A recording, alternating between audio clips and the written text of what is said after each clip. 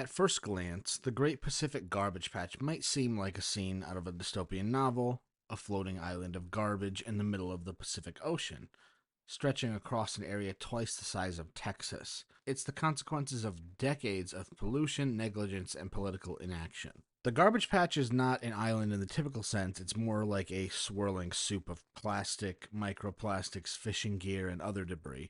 Positioned between Hawaii and California, this patch is actually two vast zones holding over 1.8 trillion pieces of plastic.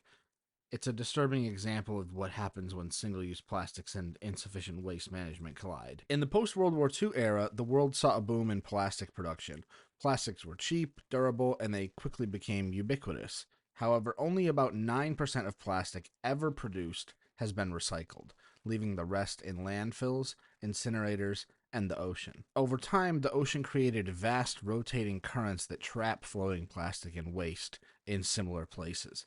The Great Pacific Garbage Patch is actually the largest of five garbage patches globally, driven by ocean currents that collect debris over thousands of miles. The garbage patch is more than just a product of human consumption, it's a direct result of political and regulatory failures, particularly the resistance from right wing governments. In the United States, for example, corporations and right leaning lawmakers have consistently lobbied against stricter plastic and pollution regulations, opposing policies like plastic bag bans, extended producer responsibility laws, and international treaties on plastic waste.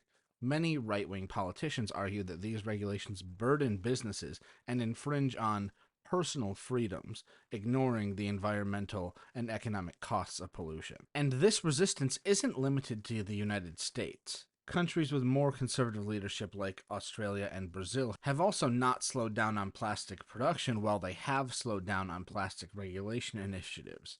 They often prioritize corporate interests over environmental welfare. Many environmental experts warn that without regulatory change, the garbage islands will only grow, with dire consequences for our oceans and planet.